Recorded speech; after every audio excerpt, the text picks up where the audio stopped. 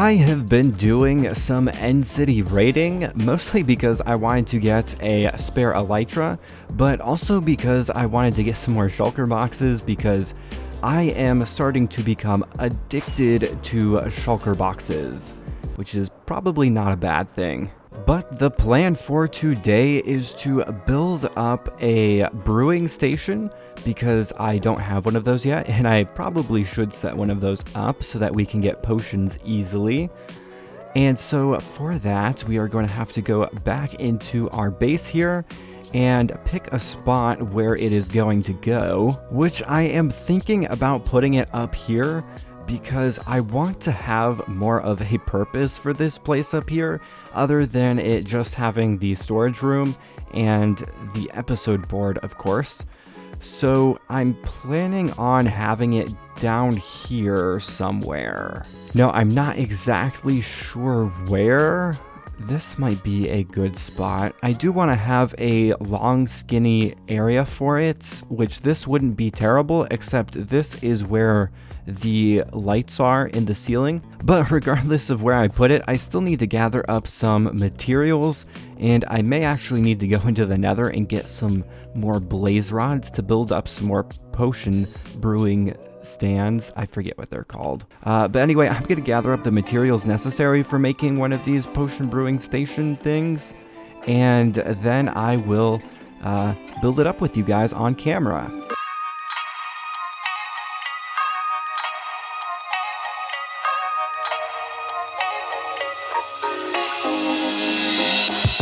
Okay, so I have all of the materials gathered that we should need to build up this auto brewing station area, and I've also cleared out this nice little area here as well, and we are going to have 5 brewing stations on either side. So I've decided that I'm not going to do all of the potions that you can get in Minecraft because honestly some of them I don't really need. And so to start off, we are going to take some of these brewing stands, and we're only going to need 10 of these. And there we go. This is where all of the brewing stations are going to be.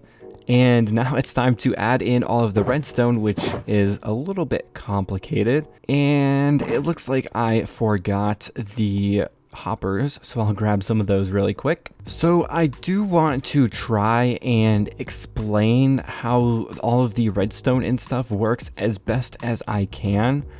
I may not be very good at explaining it, but I do want to start doing that. So we are going to start off with the hoppers here, and for this we are going to have one hopper going in the back like that, and then one hopper going into the side like that. And these are going to be for the water bottles and the blaze powder that are going to go into the brewing stand here. And then on top of the brewing stand, we are going to have another hopper, and these are going to be for all of the ingredients that we need. And up here, we are going to have some droppers, and this one at the end is going to be for the gunpowder in case we want to turn them into a splash potion, which we will have a lever that will allow us to turn this dropper on and off. And so now we are going to add some of the redstone that needs to go back here, and I will probably have to clear out a little extra space here. Okay, so this is the redstone that goes at the top here. And for this, we have a simple line of redstone running along here that is triggering these droppers right here. And it is also important that these blocks here are half slabs so that we don't accidentally power this dropper right here. We only want this dropper to be powered by this redstone line, which consists of 2 repeaters here, and this one should also be on full delay like this one is. And what this line of repeaters allows us to do is it allows us to pass a signal through this block right here to this repeater, which then triggers this dropper. So if we move this block out of the way using a piston like this, then the signal will no longer pass through and this dropper will not get triggered. And like I said earlier, this dropper is going to be for our gunpowder, but of course we may not want it to be a splash potion, so having the ability to turn that off and have it be regular bottles is going to be very nice. Anyway, now we need to set up the system that will trigger this whole thing, which is going to be pretty simple. we need to put a button right there. We need to put a piston right there with some slime blocks that are going to go back to here, I believe. And then we need another sticky piston here with some more slime blocks that are going to go up to there. And so now when I push this button, all of the droppers up there should trigger. Just like that. And as you heard, this one back here is triggered on a delay because of course we want the gunpowder to be dispensed last, as that is the last ingredient that goes into a splash potion. And so there is one last thing to do, which is setting up the system that will pull that block away and prevent a splash potion from being made, or it will push the block back in place. So we have this redstone lamp here, which will indicate to us whether or not this is making a splash potion or a regular potion. And then we are going to put a redstone torch on top of that, and then another block there, and then a redstone torch on top of that. That is going to go into a block like that. And then we are going to use half slabs running across the top just like that. And then we are just going to put redstone running all the way along.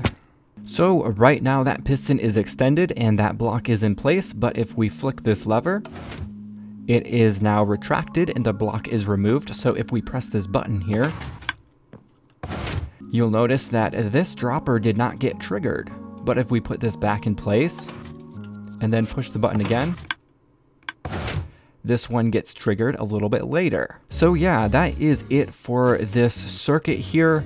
We do still have to put the ingredients in the droppers, of course, but really all we have to do is just take this circuit here and put it on all of these brewing stands. And then I will also try and work on getting all of the ingredients, although I may not get to doing that in this episode because I don't have some of the ingredients, and some of the ingredients are going to be a little bit difficult to get a hold of. But yeah, I'm going to get working on that, and hopefully this place should be functional when I come back to you guys, and then we can start working on decorating it up a little bit. So this guy is all done now, and I am adding this last little touch here so that I can see what ingredients go into what droppers. It'll just make this process a whole lot easier. But yeah, the functionality of this farm is completely done, and I am pretty happy with how it turned out. And I did put in some water bottles and blaze powder in some of these, well, in all of these stands as well, so we can actually test out some of these potions really quick. So let's test out this health potion. So right now it is set to make a splash potion, and if we push this button here, it should dispense all of the ingredients necessary into this hopper here, which will then feed into the brewing stand. And we have the nether wart to start to make an awkward potion. And then if we look in here, we have the glistening melon, as well as the glowstone and the gunpowder. So now all that's left to do is to make this place look a lot nicer than it is right now, because it is not looking super great. So for that, we are going to go with the standard nature theme that we've been using for the rest of this base. So we're going to have a grass floor and a lot of spruce wood along the walls and some extra storage. I do want quite a bit of extra storage for all the potions we'll be brewing, and I'll probably just leave the ceiling with stone. But now I think it's looking a lot better. So I did add some extra blocks to the back here to help enclose off this brewing stand a little bit for each one of these brewing stands. And actually for the block directly behind the brewing stand, I had to use a honey block because I wanted something that looked similar to the spruce wood, but I also didn't want it to get moved by these slime blocks here. And the honey block, even though it is a little bit translucent, is actually not that bad, and it does block a lot of the view from back there. Now, as you just saw there as well, I did add these access doors to either side so we can go back here and access this farm as we need to, because we will actually need to service it quite a bit in order to keep up with all of the items that need to go into these droppers here. And yeah, overall, I am very happy with how this potion brewing station has turned out. It is not fully automated, unfortunately, so in the future I may revisit this to make it a little bit more automated, but now I think it's time we actually get to making this area around here looking a lot nicer, because it is still just stone. But I also do want to add in a proper netherwort farm, because this is what I'm using right now, and yeah, it's not super great. Anyway, I'm going to get to making this area out here looking a lot nicer.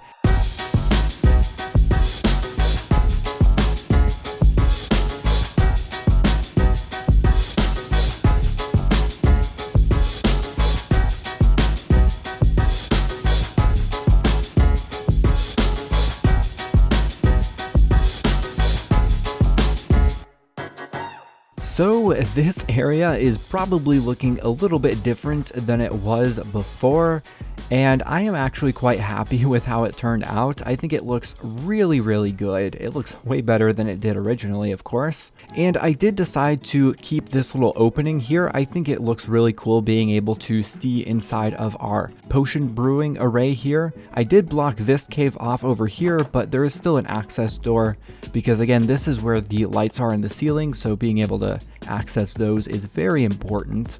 And then of course I blocked off that cave over there so that you can't get to it anymore.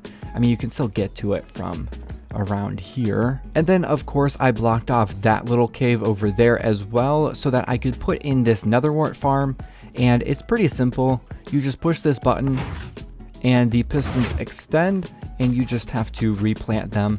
So it is a little bit more manual of a farm than I would have liked, but it does the job, and I really don't have any plans of changing it anytime soon. And then if we come up these stairs again, this just connects back up to the main entrance of the base right there. So it does kind of make a little bit of a loop here, and I'm pretty happy with how that turned out as well. But yeah, that is our potion brewing array done. I do still need to gather up a lot of the resources that we are going to need to brew these potions.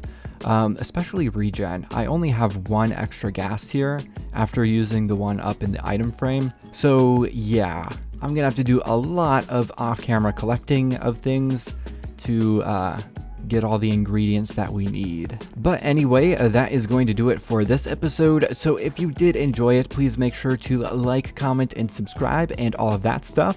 And I'll see you guys next time.